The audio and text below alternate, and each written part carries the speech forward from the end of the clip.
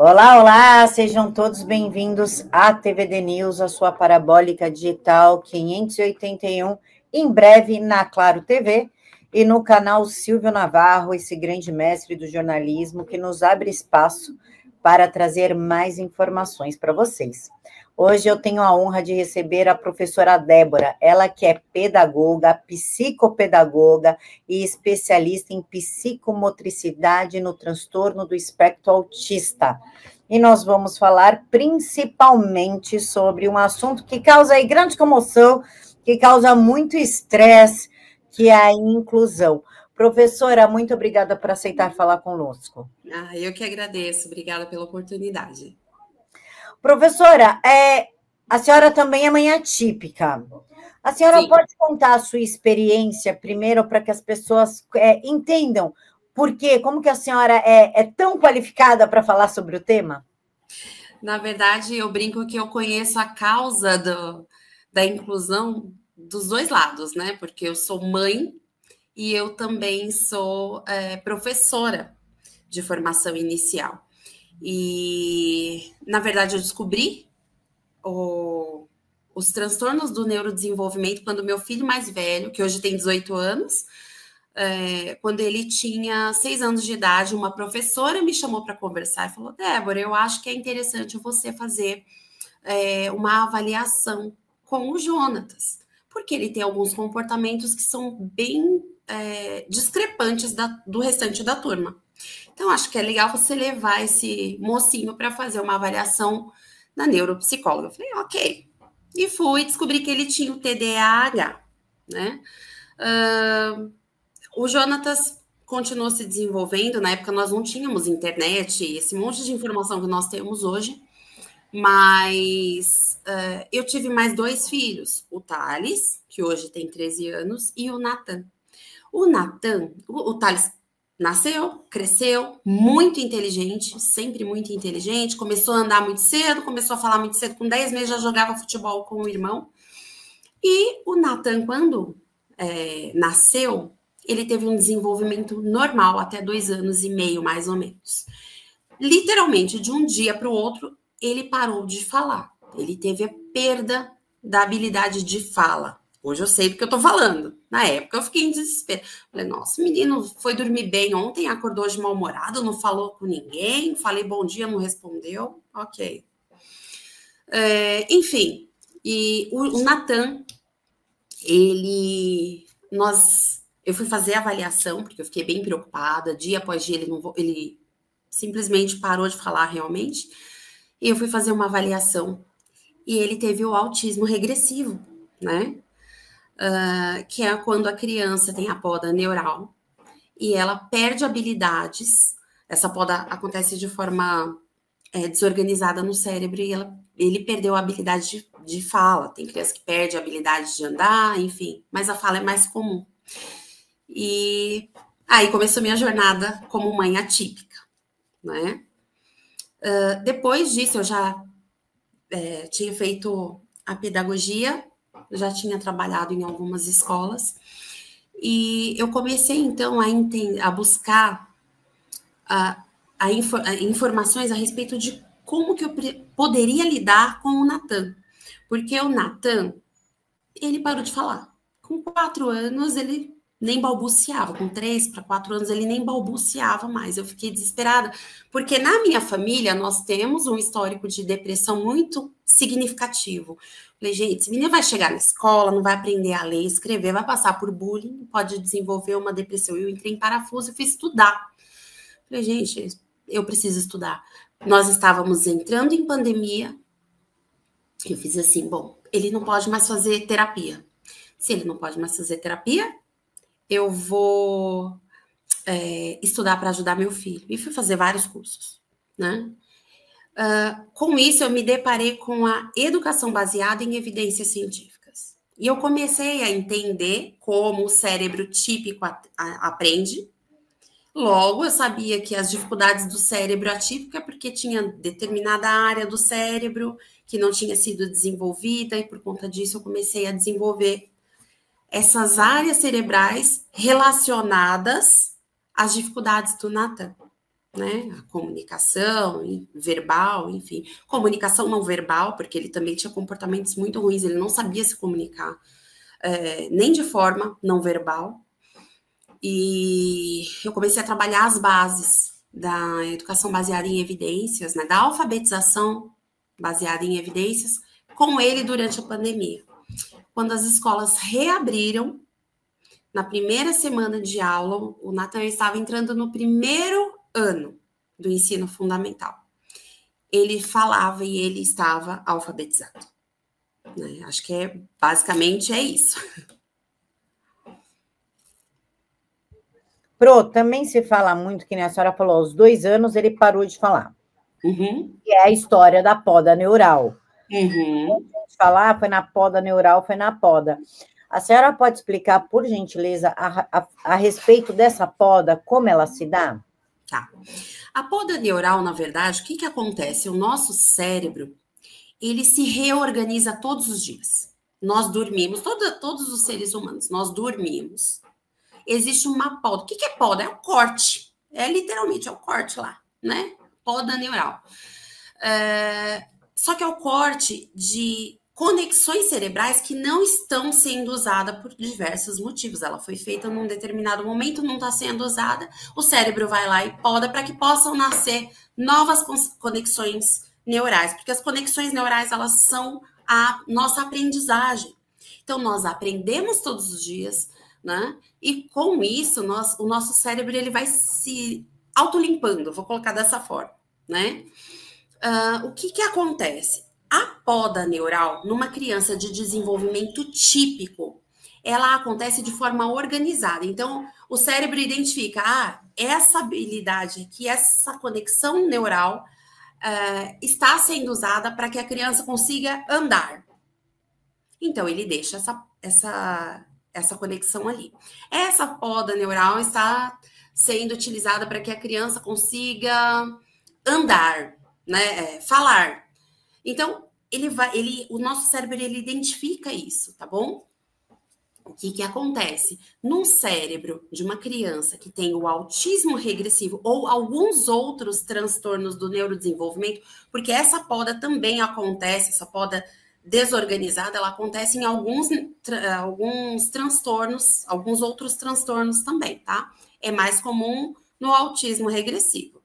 Mas, quando essa poda ela vai acontecer no cérebro atípico, às vezes ela corta alguma habilidade que está sendo usada, alguma ligação cerebral que está sendo usada, por exemplo, para a criança falar, que foi o que aconteceu com meu filho. Com essa poda acontecendo, é como se fosse desligada do cérebro da criança a habilidade da fala. É isso que acontece, né? Na verdade, é desligada a conexão da fala no cérebro. E com isso a criança perde a habilidade. Entendeu?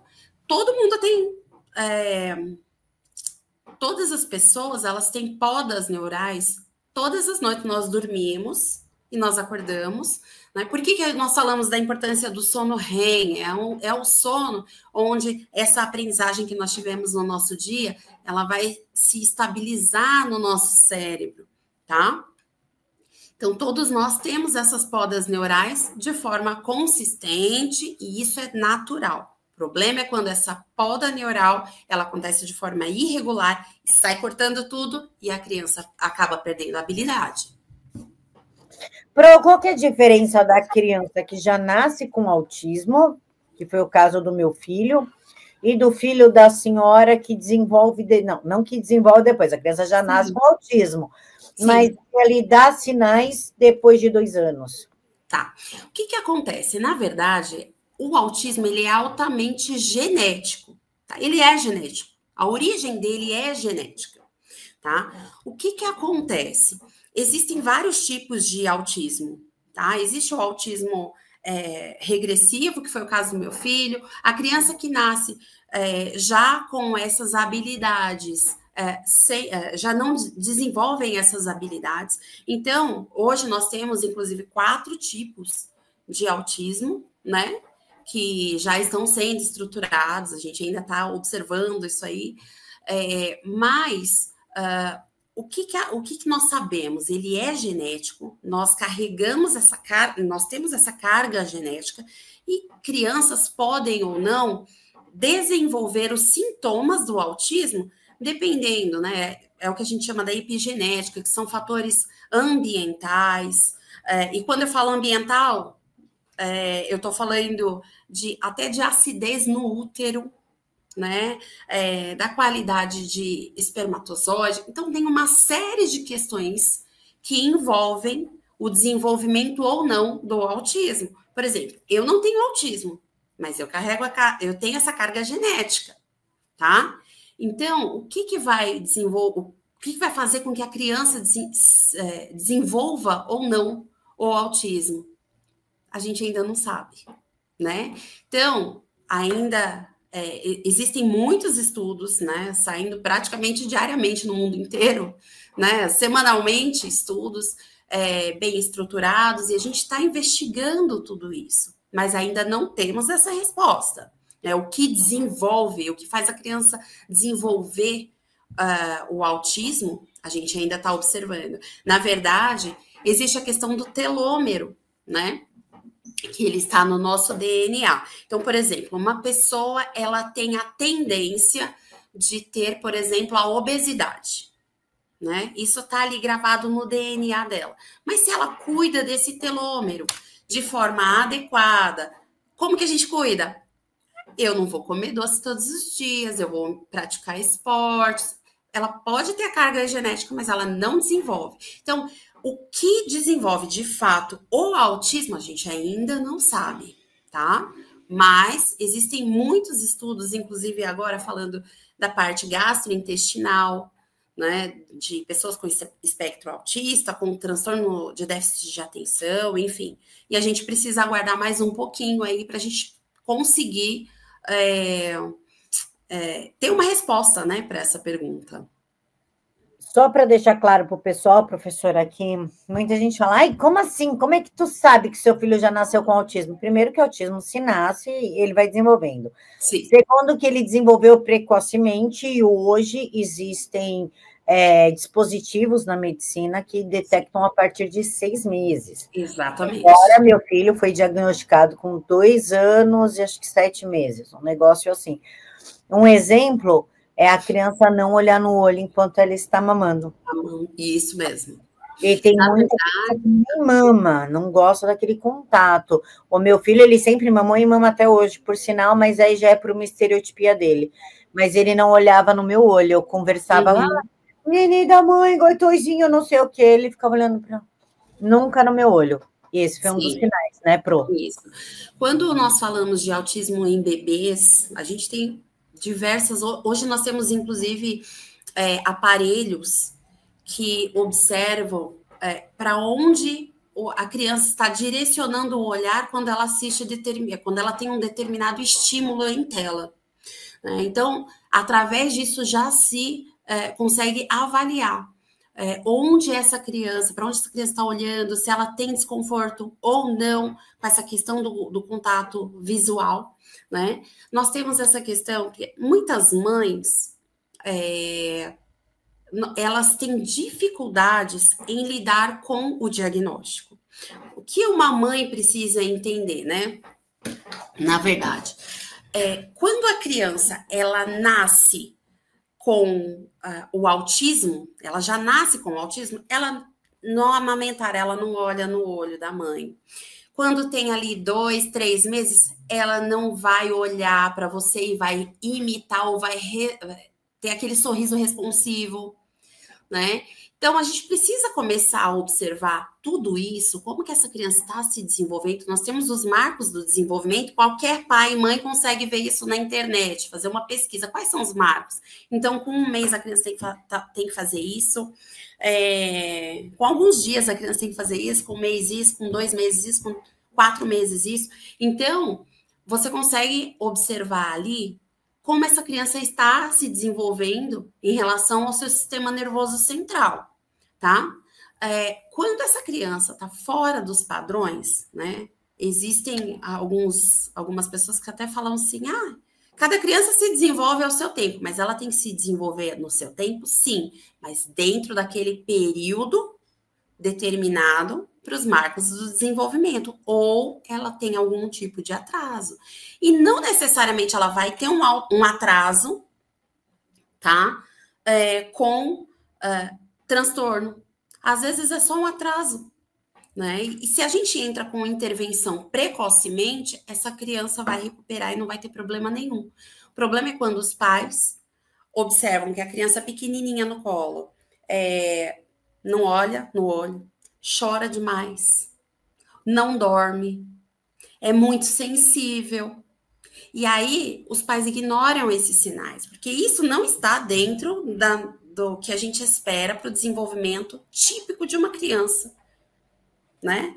Então, o que acontece? Nós temos hoje como avaliar uma criança a partir de 6 meses, até menos, a gente já começa a ficar atento e a gente tem como, sim, ter esse diagnóstico para entrar com a intervenção precoce, porque nós temos a janela de aprendizagem, que vai até mais ou menos ali 7, 8 anos de idade. Se essa criança foi diagnosticada novinha, ela entrou em terapia, né?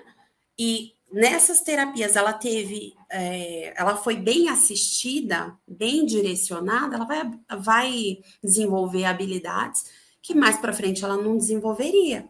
Ou desenvolveria, mas não com a mesma qualidade e nem no mesmo período. Então, por exemplo, uma criança que está com 1 ano e meio, 2 anos, não fala, não balbucia, precisa de uma fono. E se essa criança não tiver essa fono, ela não vai desenvolver a fala, porque ela já está com um atraso muito grande. Então, é muito importante que a gente observe desde pequenininho, né, o desenvolvimento dessa criança. Se ela tiver alguma dificuldade, algum atraso, a gente não ignore isso, a gente leve para a intervenção, porque a intervenção ela vai ocorrer dependendo da dificuldade da criança. Independe de diagnóstico, se a criança tem diagnóstico ou não. O importante é você olhar, a criança com 7 anos está com dificuldade de aprendizagem, leva para uma psicopedagoga. A criança está com 4 anos e não fala, só fala com quem é de casa, né? Só conversa com aquelas pessoas que são muito próximas, ou tem uma pessoa só que ela conversa. Vai numa fono avaliar se essa criança não tem mutismo, né, seletivo. Então, quanto antes nós colocarmos essa criança para fazer intervenção precoce, melhor. Aumenta, né, as chances dela conseguir se desenvolver. Eu acho que a pior frase que já inventaram para as mães foi: cada criança tem seu tempo. Isso é criminoso. Isso foi... Porque comigo foi assim: nossa, mas ele já tem 8 meses e nem balbucia. Eu perguntava: não, mas cada criança tem seu tempo. Isso é criminoso. Está passando. Cada criança tem seu tempo. O tempo dele foi passando até que ele não... Ele tem uma seletividade alimentar extremamente forte, mas seletividade, ele só come ovo, banana, não toma nada que não seja água. E tudo assim: não, mãe, faz a introdução alimentar, mas ele cospe. Cada criança tem seu tempo. Nessa, o meu filho está atrasado. Então. E aí, o que acontece? Como eu falei, nós temos os marcos do neurodesenvolvimento. Gente, a tabela está disponível na internet. Se você procura tabela de marcos do neurodesenvolvimento, você vai ver, tem tabela bonitinha, tem tabela feia, você vai escolher o que você quer. Mas tem lá, com 1 mesinho, o que a criança tem que fazer? Com 4 meses, o que a criança tem que fazer? Com 1 ano, o que a criança tem que estar fazendo? Né? Porque o que acontece? Infelizmente, nós temos profissionais de todas as áreas que fazem isso, tá? Se formam na faculdade, tem o diploma, está apto, entre aspas, a trabalhar, né? Principalmente se é um terapeuta, alguma coisa assim, gente. Quem é da área de saúde não pode parar de estudar nunca mais, né? Então, o que acontece? A gente leva a criança para um pediatra e fala assim: cada criança ao seu tempo. Só que a criança, ela já está com um atraso global na fala. E é engraçado porque, assim, quando a criança ela não anda, os pais ficam desesperados. Aí vai no ortopedista, no pediatra, no padre, vai em tudo que é lugar, porque a criança não está andando. Mas por que, por exemplo, com a fala, os pais simplesmente ignoram, fingem que não estão vendo? Ah, cada criança seu tempo, tá errado. A fala é um dos principais marcos onde nós podemos avaliar se a criança tem um desenvolvimento típico, normal, né? O que se chama de normal, ou não. Então, nós precisamos avaliar. Essa criança, ela não. E assim, o que é falar, né? Eu não sou fono, tá, gente? Mas eu sou psicopedagoga. Mas, como eu trabalho com equipe multidisciplinar, enfim, né? Trabalho com outros terapeutas que são meus parceiros, enfim. Então, a gente conversa muito sobre isso, né? Quando a criança, ela fala, o que é a fala? É só a comunicação? Porque tem criança que, como que ela fala? Aponta, eu quero água, né? Então, ela, ao invés de falar água, ela aponta. Aí vai lá o pai, a mãe, a avó, o tio, o cachorro, o papagaio, dá água para a criança. Por quê? Ela tá pedindo. Só que ela tá pedindo de forma não verbal. Mas a criança não fala, não estimula a criança a falar. Quando a criança quando ela não fala por falta de estímulo dentro de casa, ou por conta desse tipo de coisa, de situações onde a família facilita, né, que a criança, para que a criança não precise falar, ok, a criança vai ter um atraso. Agora, o problema é se essa criança tem um transtorno, porque qual a diferença de atraso para transtorno? O atraso, se você coloca na intervenção em 6 meses, né, a criança recupera. O transtorno, ele é genético e ele precisa de um olhar de um olhar mais apurado, ele de uma intervenção mais significativa. Então, se a criança tem um transtorno, ela vai precisar de suporte, né? Seja só na fase da infância, seja para a vida adulta, dependendo do suporte, do transtorno. Então, acho que isso é bem importante. Antes da gente falar do próximo tema, que é a inclusão em sala de aula, eu sou uma defensora das salas especiais, por desespero de algumas mães, né, ficam ensandecidas quando eu falo isso. Eu queria que a senhora comentasse a respeito de muita coisa que fala falta de chinelo. Mas esse menino só dá crise porque é falta de chinelo. Esse menino só tem seletividade alimentar porque é falta de chinelo. Na minha época não tinha isso, não. A mãe descia. Gente, eu queria que a senhora comentasse.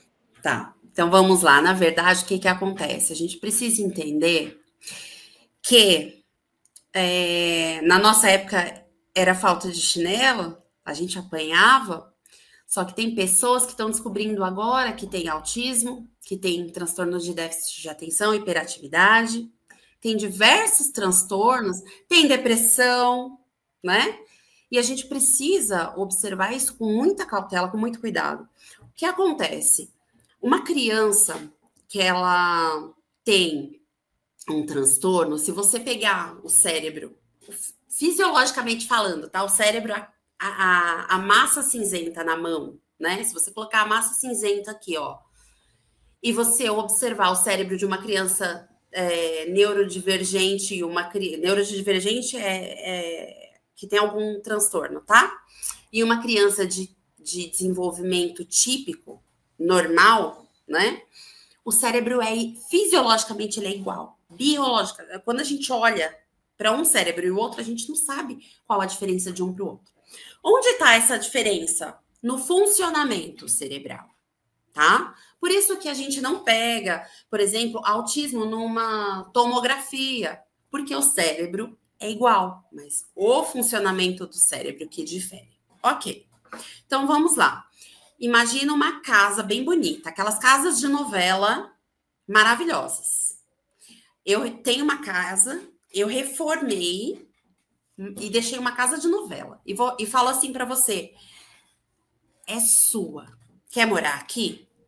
A maioria das pessoas vão falar assim, sério? Ah, eu quero. Linda casa. Toda mobiliada, tudo combinando, aquela casa clean. Nananã. Só que aí eu falo assim para você, então, só tem um problema. Eu não reformei a parte elétrica. Ela tá correndo risco de pegar fogo. Porque toda vez que eu acendo o interruptor, dá um choque. Você vai querer? Não vai. Você vai pôr sua família dentro de uma casa que pode pegar fogo? Pode ser linda como for. Não vai. Por que eu trouxe essa figura da casa? Porque, na verdade, o cérebro de uma criança típica para uma criança atípica é exatamente igual, né? Quando olhamos a fisiologia dele. Mas o funcionamento é diferente. O processamento é diferente. Quer ver? Quando eu escuto, né, a área do meu cérebro que está relacionada à audição está mais ou menos aqui, certo? E aí, vou falar da visão. A visão é aqui atrás.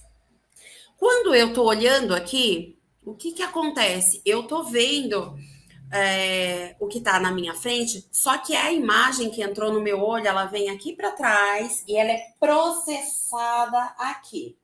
Então, se eu tô olhando, por exemplo, um sorvete, eu quero um sorvete. Eu bati o olho, essa imagem chegou aqui atrás, me deu, aí ela volta, me deu água na boca aqui, eu falo, eu quero um sorvete. Eu vou, raciocino, volta e processo a fala para o meu marido. Eu quero um sorvete, compra para mim. Então, não é simplesmente bater o olho e olhar. Não, tem todo um caminho, tem todo um processamento, tem o receptivo, né? A informação que eu recebo, a informação que eu vou externar. Então, tem vários processos no meu cérebro que faz com que essa informação chegue ao meu marido. Compra o sorvete, senão sua mulher vai ficar brava com você, né? Qual é o problema? A criança atípica, esses processamentos, como eu falei, da fiação da casa. O processamento é diferente. Então, por exemplo, eu já tive um pacientinho que, quando ele comia uva, sabe a uva, a fruta? Quando ele comia uva, ele mordia. E o que está ligado aqui atrás, ó? A parte auditiva. O processamento dele era um processamento com alguma defasagem. Então, o que acontecia? Doía o ouvido dele quando ele mastigava a uva. E aí, ele sentia dor, ele não queria comer. E a mãe não sabia. E aí, a mãe começa, não, você tem que comer. Introdução alimentar. Faz assim, assim, assado. Só que essa criança sente dor quando mastiga. Dor. A mesma coisa acontece quando uma criança é autista e ela tem problema, sensibilidade na pele, sente dor. Então, você pega uma criança com sensibilidade na pele, coloca uma camiseta para ver, com etiqueta aqui atrás, para ver se ela não vai chorar. Dói, gente. Dói. Não é frescura. Qual é o problema? As pessoas não sabem diferenciar o que é sobrecarga sensorial, que é isso que eu tô falando para vocês. A criança sentiu, ela mordeu, ela sentiu a dor. Isso é sobrecarga sensorial. Tem criança que sente dor. Tem pessoas que não têm transtorno nenhum e sente dor com iluminação. Isso é sensibilidade visual. Né? E aí usa óculos especial. Mas é incapaz de perceber que tem criança que tem sensibilidade no ouvido.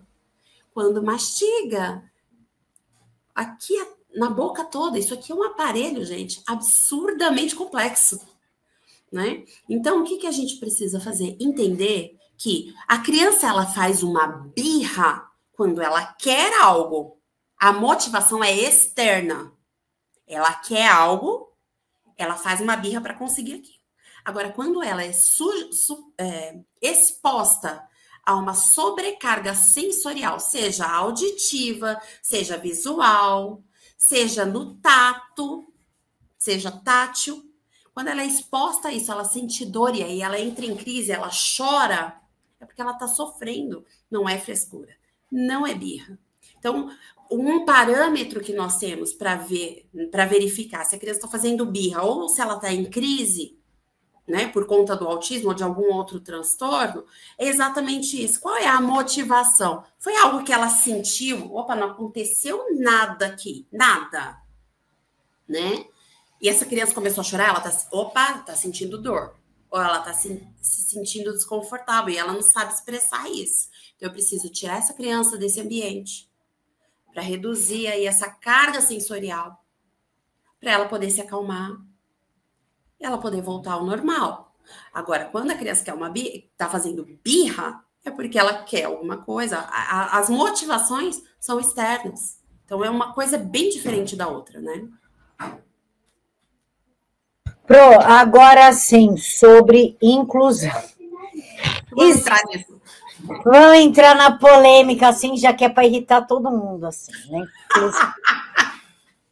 Inclusive, uma vez eu fui falar disso com a professora Roberta e falei do meu caso. Precisa ver a choradeira no post. Porque eu falei, eu vou usar a minha fala novamente. Eu tenho um filho nível 3 e tenho um outro filho que a senhora conhece, que a senhora viu a documentação, os exames, enfim, que ele tem dislexia, dificuldade de aprendizagem, transtorno cognitivo, atraso, enfim. E eles estão na tal inclusão. Ambos, os dois, um de 3 e o outro de 9, atrapalham os seus colegas. E são atrapalhados pelos seus colegas. Sim. Primeiro que a professora do de 9 tem que diminuir o ritmo da sala e fazer prova especial para ele, senão ele não consegue aprender, estudar, fazer. E ele também é atrapalhado pelos colegas que falam muito, que se dispersam por conta dessa adaptação. Sim. Já o meu caçula, por conta do barulho, já que ele tem 3 anos, crianças são muito barulhentas, ele tem que comer separado, é uma comida diferenciada, então isso também acaba atrapalhando o desenvolvimento dele.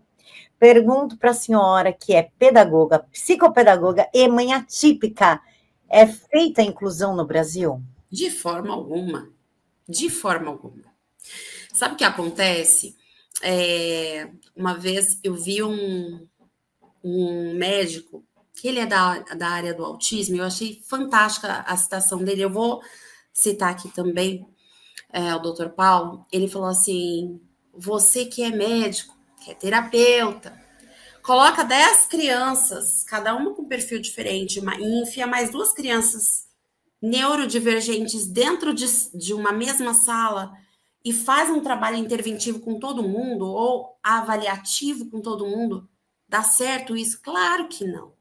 Claro que não dá certo. Por isso que nós atendemos, nós como terapeutas, hoje eu trabalho como terapeuta, nós como terapeutas, nós atendemos uma criança por vez, porque nós sabemos que nós precisamos individualizar por conta das necessidades dessas crianças que são particulares.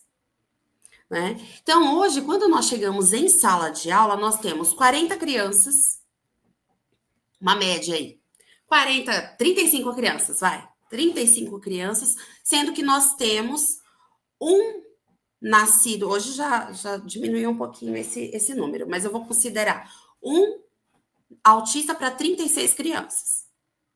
Você coloca todo mundo no mesmo balaio, sendo que as crianças elas têm um perfil de aprendizagem diferentes de umas das outras. Quanto mais a criança que tem o cérebro funcionando de outra forma, como eu já falei para vocês. Então, cada criança tem um perfil de aprendizagem. Quando a criança tem um desenvolvimento típico, o professor ele pode abordar aí 2, 3 formas. Por exemplo, ele vai colocar na lousa dele o conteúdo, vai falar, então a criança está vendo e está ouvindo, e está processando, ela processa normalmente. E aí o professor coloca aí uma abordagem multissensorial e ele vai trabalhar com um tato para que a criança apreenda de verdade aquele conteúdo. Ok. Porém, quando a gente olha para uma criança que ela tem necessidades de adaptações, porque, por exemplo, ela não pode ouvir da mesma forma, porque ela tem uma sensibilidade auditiva, essa criança sofre em sala de aula, vai entrar em crise, o professor não vai saber o que acontece, o que fazer com ela. E aí, como você, infelizmente, você falou, um atrapalha o outro. Não tem como. Então, eu também sou mega defensora das salas especiais, das escolas especiais, sim, porque, infelizmente, os transtornos, eles são muito diversos. E existem crianças que, infelizmente, não estão aptas a frequentar uma escola regular. Mas tudo isso sai muito caro, abrir uma escola ou uma sala, né, para crianças atípicas. E esse é um dos impasses que hoje no Brasil a gente vem sofrendo. Por quê? Porque ninguém quer arcar com esses custos. Ninguém, né? Então, essa inclusão que se fala muito, né, ela é utópica. Ela não existe quando você entra num chão de sala de aula. Eu fico com dó dos professores. Não sei se vocês sabem, mas os profissionais que mais são afastados no Brasil por problemas de sobrecarga de trabalho, né, burnout, depressão, ansiedade, né, que é esse perfil de doença mental. Né? Os profissionais que mais são afastados são os profissionais, primeiro, da educação, e em segundo, da saúde. Então, o que acontece se nós continuarmos tratando as crianças que têm necessidades diferentes, porque todas as crianças são capazes de aprender, gente, todas. Eu sou uma defensora disso absurda, porque eu trabalho com aprendizagem. Eu já alfabetizei criança não verbal. Existe essa possibilidade. Criança não verbal aprende a ler e aprende a escrever, tá? Então, eu já alfabetizei. Então, todas as crianças, elas podem aprender, desde que ela seja observada com cuidado. Desde que ela tenha as adaptações adequadas para que ela se desenvolva. E uma criança, gente, que não sabe ler e escrever, qual que é o futuro dessa criança? Né? Então, a gente precisa realmente olhar, né? Os professores precisam observar que não é porque eles se formaram que eles não precisam continuar estudando, porque estão aí, ó. Todos os dias a gente tem novos artigos, tem novas informações, então a gente precisa, sim, se atualizar. Inclusive, teve uma mãe muito brava que virou para mim e falou assim: a minha filha é autista nível 1 e ela super se adapta em sala. Inclusive, é a melhor aluna da sala. Ela se socialmente. Então, deixa a sua filha na sala de aula. Sim, é porque, na verdade, sabe o que acontece? As pessoas acham que porque tem um laudo, tem que enfiar todo mundo no mesmo lugar. Não é verdade, depende da necessidade da criança. Por exemplo, eu tenho 3 em casa que são laudados. Eu tenho um TDAH com altas habilidades e um TDAH com... TDAH não, desculpa. Eu tenho um TDAH, que é o mais velho, tenho um TEA com altas habilidades e um TEA com TDAH. Eles não têm necessidade de adaptação nem de AT, acompanhante terapêutica. Graças a Deus, eles não precisam. Já fizeram todas as terapias que você pode imaginar. Todas, de fisioterapia, tudo, já fizeram de tudo, né? Então, assim, a gente vai observar qual é a necessidade da criança. Tem criança que é TEA nível 1 de suporte que não precisa de nenhum suporte em sala de aula. Por quê? O hiperfoco da criança, às vezes, é estudar. Ela vai ter prejuízo pedagógico? Não. Então, para que eu vou enfiar essa criança numa sala especial? Mas existem as crianças que têm a necessidade de sala especial. E isso precisa ser observado. Eu tenho um paciente que ele tem uma síndrome rara chamada RAC1, né? Essa síndrome, acho que tem 9 pessoas no mundo com essa síndrome. Gente, existe um artigo científico sobre RAC1. Esse menino, só que assim, ele tem hipotonia. A mãe levou para psicomotricista. Esse menino desenvolveu até a fala. Ele tá muito bem. Né? Que era uma coisa que quando ele chegou para mim, acho que com 5 ou 6 anos, ele não falava.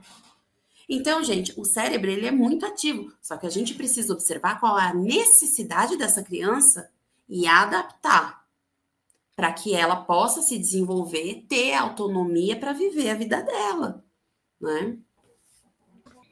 Inclusive, as salas separadas evitam o bullying, evitam a agressão do autista ou do neurodivergente para outra criança, para uma criança típica, e da criança típica para o neurodivergente também diminui a sobrecarga do professor. E eu gostaria que a senhora falasse um pouquinho a respeito da sobrecarga do professor, porque é uma classe que está esquecida, que é agredida por pais, alunos, que é extremamente cobrada e ainda é cobrada pela sociedade. Sim. Na verdade, eu vou falar para você como professora, né, que é a minha formação inicial, trabalhei, né, eu desisti da sala de aula por conta da forma como se exige do professor, sem dar nenhum respaldo, né?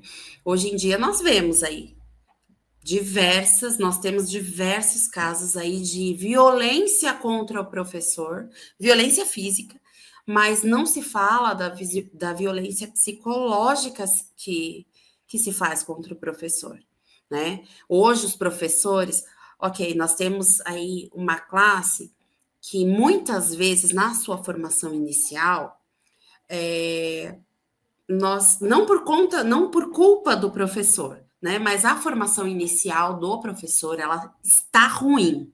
Ela é ruim. Hoje é muito ruim esse curso, né? O curso de pedagogia, ele é um curso que deixa muito a desejar. Então, o professor, ele sai de sala de aula sem saber ensinar, né? E ele não sabendo ensinar uma criança típica, como que ele vai ensinar uma criança típica? Então, ele mesmo já se cobra, né? Aqueles que realmente eles se formaram para fazer diferença na vida das crianças, para ensinar, né? Que isso é muito nobre, isso é lindo de ver, né? Esses professores, eles ficam frustrados. Então, eles já têm a autocobrança, o sentimento de incompetência, né? Baixo salário, porque às vezes o professor, ele precisa manter a própria casa e ele precisa trabalhar 2, 3 turnos para dar conta de pagar os seus boletos. Só que a aula não é só você chegar na sala, né, e apresentar o material. Você tem que preparar o material, você tem que estudar o material, você tem que elaborar um plano de aula, né, fundamentado, de acordo com a BNCC, né? Então, na verdade, o professor, ele não trabalha só as 5 horas ali que ele está em sala de aula. Ele trabalha muito mais.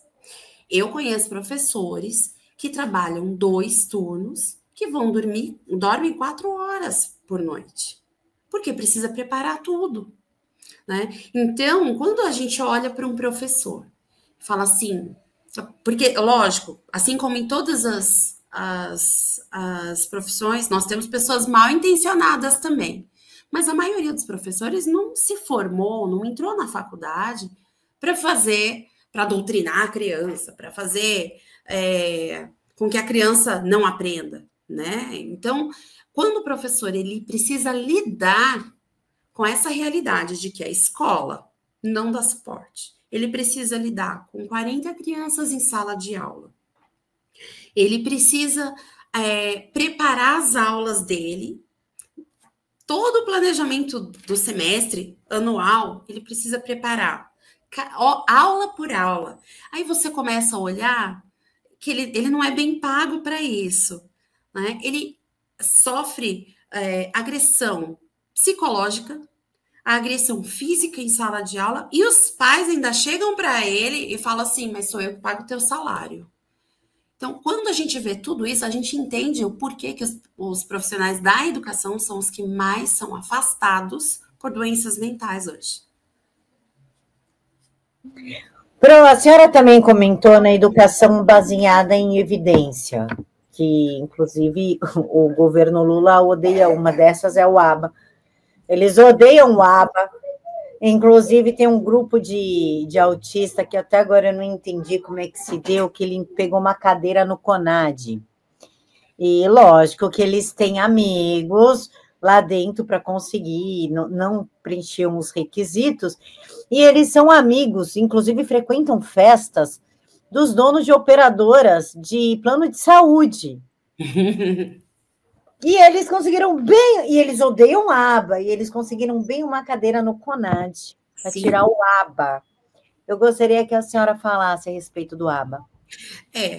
Na verdade, eu sou, assim, uma defensora da educação baseada em evidência científica, porque foi isso que fez com que o meu filho desenvolvesse habilidades que, se não fossem a estruturação da educação baseada em evidência, ele não desenvolveria, né? Então, o que que acontece?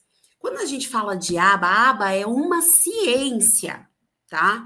No Brasil, o que que acontece? O aba, ele não é feito, ele não é aplicado de forma efetiva. Por quê? Porque não é, primeiro que não é interessante. Não, o povo, quanto menos desenvolvido, mais fica fácil de virar massa de manobra, né? A gente já sabe disso. Isso aí, ok, todo mundo já sabe. Porém, o que que acontece, gente? Quando eu não desenvolvo uma criança, eu estou adoecendo toda uma família. Existe esse ponto, tá? Quando nós olhamos para os convênios, e eu posso falar porque eu já fui psicopedagoga hospitalar, tá? Inclusive, eu pedi demissão por conta disso. Por quê? Porque quando você um aplicador aba, que você fez uma formação adequada, você vai estruturar, você vai avaliar constantemente, você vai trazer intervenções efetivas para essa criança desenvolver habilidades que ela não possui, tá? Muitas vezes, se você olha para os Estados Unidos, quem trabalha com aba não trabalha dentro de um consultório 4 paredes fechado. Vai ao mercado ensinar para essa criança como que se faz uma compra, como que lida-se com as pessoas fora do consultório. Então, você traz o aba para a vida real, né? Você traz essa intervenção na vida real da criança, trazendo resultados efetivos, porque essa criança vai aprender a lidar. Como eu falei para vocês, toda criança aprende. Os autistas aprendem, inclusive os níveis 3 de suporte. Ele pode ser transferido aí para um nível 2 de suporte, até para um nível 1, dependendo de quando começa e de como faz essa intervenção, né?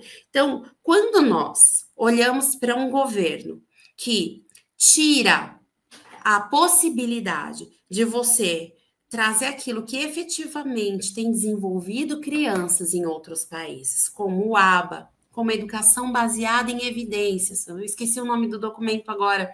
Educação baseada... a educação baseada em evidências, ela foi retirada do parecer 50, que tinha sido aprovado, né? Então, quando você olha um governo que não quer o desenvolvimento do seu povo, a gente está realmente entrando em parafuso.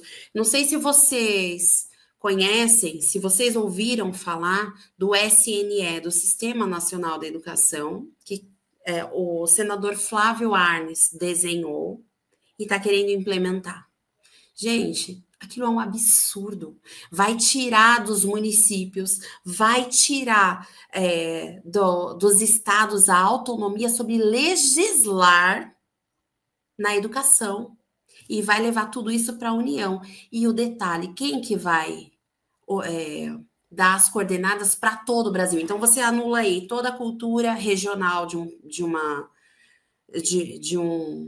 determinado lugar. Você vai anular, porque eles vão dar uma única cartilha para todas as escolas, particulares e públicas, né? É esse o desenho que foi proposto pelo Flávio Arnes. Então, quando você olha para isso, se eles decidirem que todas as escolas do Brasil terão uma cartilha para ensinar gênero para as crianças, a escola que não acatar, ou o município que não acatar isso, eles vão sofrer consequências penais, né? Então, quando você olha para tudo isso, eu realmente me questiono. Falo, gente, o que está acontecendo com o povo que não está fazendo nada sobre isso? Né? Essa questão do Sistema Nacional da educação, do PNE, do SNE, ela é muito séria. A gente tem feito audiência pública para falar sobre isso, porque as pessoas não sabem. Porque quando você pega o projeto, ele não está descrito ali, ele está escrito em outro lugar. Então você acha que tripartite, dipartite, o que é isso? Não deve ser nada, não. E deixa passar.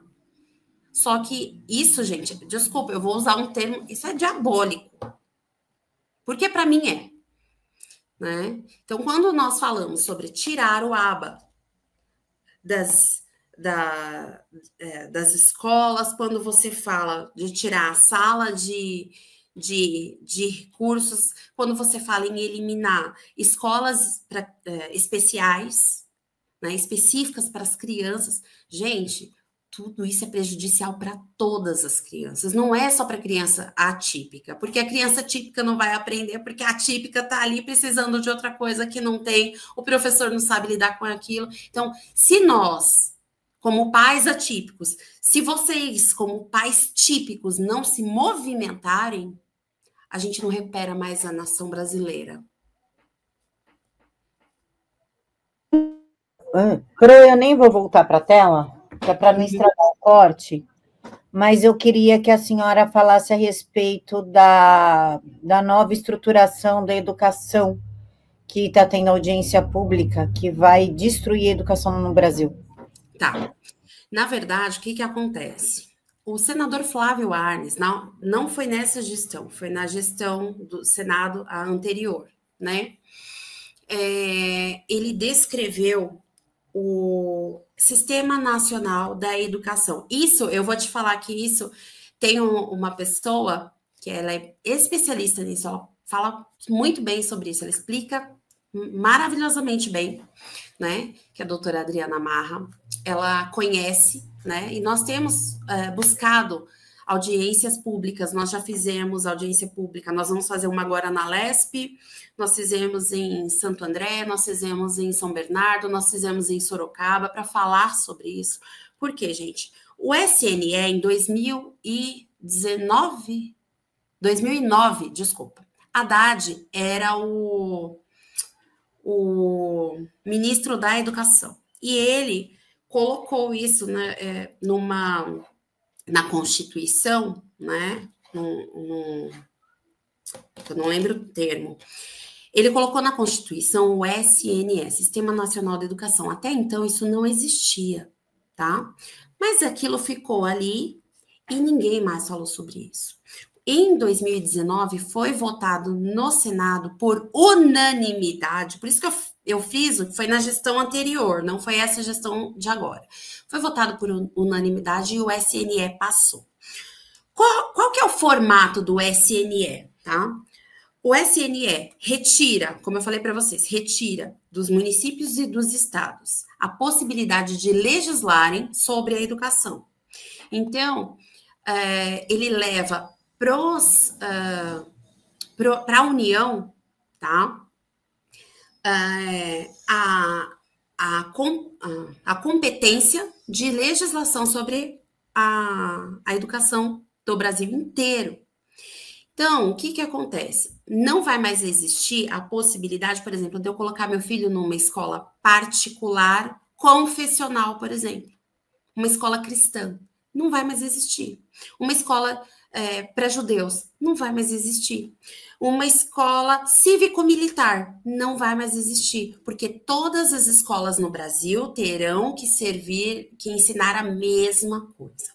Um outro ponto desse projeto é obrigatoriedade da criança a partir de 0 meses de ir para a escola em período integral. Então, o que acontece? Estão tirando os bebês, não estão respeitando, nesse projeto não respeita-se nem o período de amamentação, tá? Da criança. Tira-se essa criança do seio familiar, onde ela aprende valores, princípios, a cultura familiar, e leva-se essa criança para uma escola onde a União vai determinar o que ela vai aprender. Então, se, como eu falei, existe essa possibilidade do gênero, né, eles decidem na União que as crianças vão aprender gênero, experimentação sexual, né? Em sala de aula, como nós já ouvimos, que pode ser que isso venha. Todas as escolas do Brasil vão precisar seguir isso. Quem não seguir, os órgãos que vão fiscalizar isso, que serão órgãos municipais, né? Eles vão observar. Se isso não está sendo seguido, eles vão ter poder de polícia. Então, vão prender os diretores, vão prender os prefeitos. Alguém vai se opor a isso? Não vai. Né? Outro ponto, deixa eu ver, outro ponto importante. Isso vem como pacto federativo no Brasil. O que é pacto federativo? Quando eu falo em pacto federativo, eu estou falando de algo que é imutável. A que ponto, tá? Hoje no Brasil nós temos um pacto federativo entre os estados. Todos os estados assinaram esse pacto federativo, então nenhum dos estados do Brasil pode se desmembrar do Brasil. Hoje São Paulo, por exemplo, não pode falar assim, ou Santa Catarina, eu não quero mais me envolver com o Brasil, eu quero a independência de São Paulo, vai ser um país... Não pode, porque existe um pacto federativo, isso não se muda. E esse projeto do SNE vem como pacto federativo. Quem que vai direcionar dentro da União? São 15 pessoas. São 2 ministros, se não me engano, tá? Aí eu preciso até observar se é isso mesmo, que, se não me engano, é o ministro da Economia e o ministro da Educação, são eles dois que vão dirigir, vão decidir tudo que vai ser ensinado para essas crianças, tá bom? No Brasil inteiro. E eles vão ter outras 13 pessoas debaixo deles que vão orientar, que vão desenhar tudo o que vai ser ensinado. Só o problema qual é? Dentro dessas 15 pessoas já está descrito no projeto Undime, Uni, UBS, ou seja, são sindicatos. Quem que dirige os sindicatos, gente? Então, MST, olha só, o que eles têm a ver com educação? Por que eles vão ditar o que o meu filho na escola vai aprender? Né? Então, quando nós olhamos para esse governo que tira um aba de sala de aula, que tira de um parecer 50 já aprovado a educação baseada em evidências científicas, gente, boa intenção não pode ser. Não pode. Né? Então, a gente tem que realmente se posicionar, a gente tem que observar o que está acontecendo, a gente tem que fazer, sim, a nossa parte, porque, sim, todo poder emana do povo, não é de nenhuma outra instituição. Né? Então, a gente precisa se posicionar politicamente também para que não tomem os nossos filhos, porque vai chegar um tempo, se a gente não se posicionar hoje, vai chegar um tempo que não vai adiantar tentar se posicionar. Vai ter carro na rua, vai ter carro de guerra na rua passando por cima de cidadão. Né? Então, a gente precisa tomar muito cuidado. Perfeito. Pro, alguma coisa que a senhora gostaria de ter falado, eu acabei não perguntando, a gente acabou não pontuando? Não, na verdade, eu acho que foi bem gostosa a nossa conversa. Eu acho que os pais típicos, atípicos, eles precisam cuidar. Né? Os nossos filhos, eles são os nossos maiores bens. Né? Eles são a herança que nós temos. Né? Então, a gente precisa tomar muito cuidado para não abandoná-los aí em telas, abandonar nossos filhos, o desenvolvimento deles, com a desculpa de descansar. A gente sempre vai estar cansado.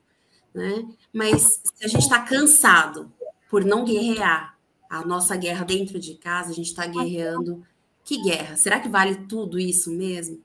Né? Então, repensar nossos valores, eu acho que seria bem importante, né? O que de fato importa para mim? Quando eu chegar lá no leito de morte, porque nós vamos chegar. Quando eu chegar lá no leito de morte, eu vou olhar para trás e eu vou observar o quê? O que vai ter realmente valido a pena, né? Acho que é Essa é uma boa reflexão para a gente. Ai, Pro, antes que eu esqueça, olha que cabeça minha. Ai, outra polêmica, essa não tem como. A gente tem que falar dela. Educação positiva. Essa, você quer que eu saia presa daqui, né, Camila? Vamos lá. Gente, eu vou mudar aqui só porque o sol tá vindo, minha janela ficou aberta, tá muito ruim. Deixa eu mudar aqui de novo. Eu sou crítica a essa educação positiva, porque para mim parece educação permissiva. Ai, fulaninho, você quer tomar banho com a toalhinha azul, com a toalhinha verde? 5 minutos para sair do banho. Ai, olha que ajuda, né? Tá de dois. Não... na verdade, assim, educação positiva. Gente, isso é muito complexo. Eu vou sair daqui presa, Jesus amado. Quando a gente fala em educação positiva, né? E a gente olha para a nossa criação, porque tudo surgiu por causa da nossa criação, né? Os pais que não ouviam, os pais que castigavam, os pais que davam surra, aquela coisa. Não, porque seu filho tem que ter a educação positiva. Bacana, é muito legal a gente observar, por exemplo, que nós podemos e devemos escutar os nossos filhos, né? Nós podemos considerar algumas questões, mas, gente, tem que ter limite. Criança tem que ter limite. Criança, na sua formação, ela só se sente amada, começa daí. Pode perguntar para o psicólogo. Criança só se sente amada se ela tem limites. Por quê? Uma criança que é entregue a si mesma, ela sabe que não tem ninguém cuidando dela. E aí, existe uma possibilidade enorme de lá na frente, na adolescência, essa criança entrar em depressão, tentar suicídio. Não sei se vocês viram, mas existe uma estatística de crianças, que acho que foram nos últimos 10 anos. Eu tenho que observar, que eu não lembro exatamente, mas eu sei que, eu acho que foram nos últimos 10 anos, aumentou aí 600, isso eu sei, 600% o índice de adolescentes que cometem suicídio, que cometem, não é que tentam, que cometem. Por quê? Porque bonitinho, ai, filhinho, você... É exatamente isso. Você quer tomar banho agora ou você quer jantar primeiro? Gente, quem determina isso é pai e mãe. Os pais com medo... Sabe qual é o problema, Camila, que eu vejo? Pai e mãe hoje quer se sentir amado pelo filho. Só que o problema é que se eles querem se sentir amados, eles não vão ser respeitados. Porque a gente... Como pai e mãe, a gente ensina que a criança ela tem que ter limite. Ela tem que honrar os outros. Ela tem que respeitar os outros. O meu direito termina quando começa do outro. E eu tenho que saber disso. Meus filhos têm que saber disso. Porque senão eles vão se meter em rascada. Eu costumo falar que se eu, como mãe, não corrijo meu filho em casa, a polícia na rua vai corrigir uma hora.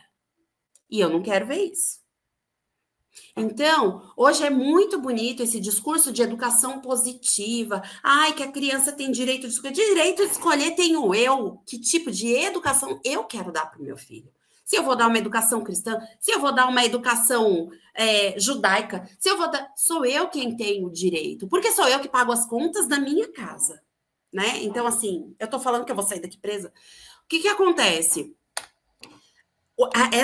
Dessa educação positiva, ela veio com um discurso onde os pais perderam o controle e não sabem mais como retomar esse controle. Eles não sabem mais qual é o papel deles como pais. Então, nós precisamos observar que criança precisa de limite. Quem que dá limite? Pai e mãe. Criança precisa de educação. Quem dá educação? É pai e mãe. A escola é para ensinar português, matemática, é para ensinar história e geografia. E história como aconteceu, não como se descreve por aí. Então, a gente tem que ter muito cuidado.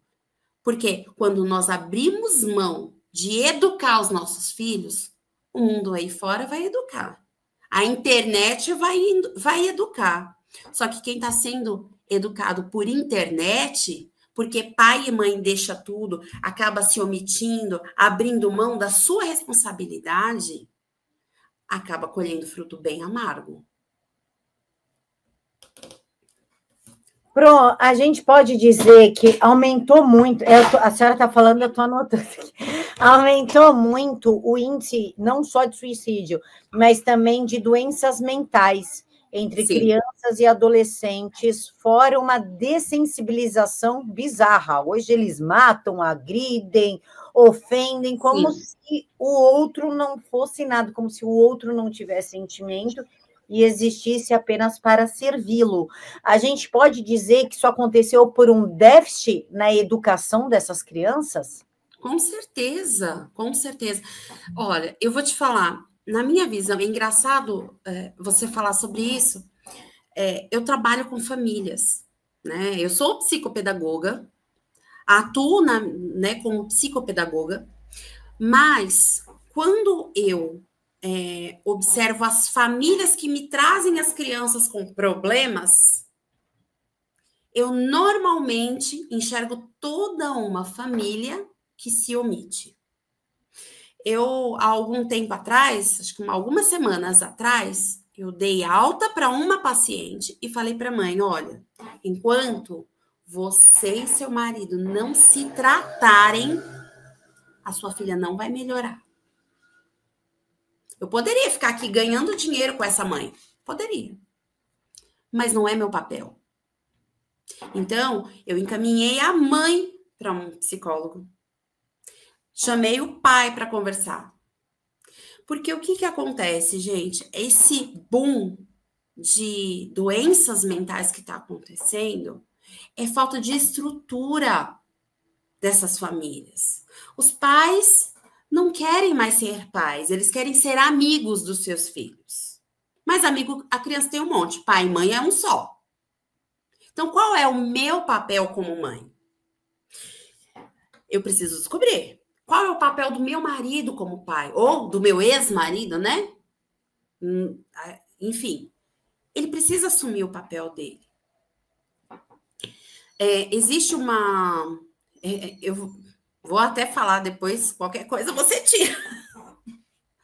Mas existe uma instituição chamada Universidade da Família, que é em Pompeia, interior de São Paulo. Essa Universidade da Família, eles têm cursos para a família, cursos para pais, para mães, para casais, para pais de adolescentes, para pais de crianças, para pessoas que estão grávidos, né? Casal que está grávido e vai nascer o bebê. Como que eu tenho que lidar com isso? Eu sou voluntária nessa instituição, na Universidade da Família, né? Na UDF. Gente, o que eu mais vejo são pessoas chegando destruídas por conta de uma família desestruturada. E aí, você trabalha com essas famílias 4, 6 meses, essa família retoma. E aí, baixa índice de depressão, de ansiedade. Já vi gente deixando de tomar remédio de forma responsável, com o médico acompanhando, ok? Não é assim, vai lá, faz o cursinho e para de tomar remédio. Não é isso, de forma alguma. Né? Então, fazendo acompanhamento. Então, essa desestrutura familiar, porque não adianta, a sociedade ela é formada por famílias. Quando você olha o que estão ensinando na sala de aula, né? Paulo Freire, pai é opressor, escola é opressora, eles são seus inimigos, você tem que lutar contra eles, você, né? Fica falando esse monte de baboseira. E aí a criança que está com o cérebro em formação, porque cada aprendizagem ela vai formando conexões cerebrais, né? Aí a criança só escuta esse tipo de coisa. Os pais se omitem. Aí os pais começam a brigar dentro de casa. Aí ele vai para a escola e o professor fala assim: o seu pai é um opressor, o sistema é opressor, a gente tem que se rebelar, a gente tem que se revoltar, a gente tem que fazer uma revolução. O que essa criança vai aprender, gente? O que ela vai entender? Meu professor tem razão, né? Então, quando a gente... E aí você olha os índices de doenças mentais, você fala assim, meu Deus, cresce a rebeldia, né? desse povo cresce, em contrapartida, o número de pessoas com doenças mentais. Será que isso está atrelado ou não? Não existe coincidência, né? Enfim. Agora sim, Pro. Nós estamos aqui por todas as provas de fogo. Agora... Eu vou ver se tem polícia ali, ó, na porta para você. Agora, pergunto. Qual recado a senhora gostaria de dizer para os pais? Bom, primeira coisa, eu quero dizer que seu filho é capaz de aprender. Seu filho pode se desenvolver. Não desista do seu filho. Pense quando você era criança, se seu pai tivesse desistido de você, se sua mãe tivesse desistido de você, será que eles desistiram? E por isso você tem alguma depressão, alguma dificuldade hoje? Então, assim, não faça o mesmo com o seu filho, né? Por mais que ele tenha dificuldades, ele pode se desenvolver, dependendo do que está acontecendo, ele pode ter autonomia para criar a família dele. Não deixa seu filho largado para a internet educá-lo. Não deixa. E se precisar, procura ajuda psiquiátrica, de um neurologista, de uma psicopedagoga, de um psicólogo, de um psicomotricista. Busca informação, né? O mundo está muito cruel. E se você abandonar teu filho, o mundo está aí para mordê-lo, para engoli-lo. Abandona teu filho que o mundo adoraria criar ele. Regado a muita droga, regado a muito sexo precoce, regado a muita sexualização. O mundo está doido. Exatamente isso. Acho que é isso. Professora, eu quero agradecer a participação da senhora. A TVD está de portas abertas para quando a senhora quiser voltar. A entrevista foi incrível, um papo delicioso. Então, a senhora já está convidada para voltar. Obrigada mesmo. Pessoal, então é isso. Pode ir lá no canal do YouTube do Silvio Navarro, o link está lá. Pode baixar, pode cortar, pode usar o material. Marca a TVD nas redes sociais, me marca a professora, que a gente faz questão de recompartilhar o seu conteúdo. Só não tirem do contexto, porque aí já é sacanagem. Mantenha as coisas no contexto, pode usar material, pode postar no canal de vocês, não tem problema nenhum, que aqui não se dá strike. Fiquem todos com Deus e até mais. Até. Obrigada.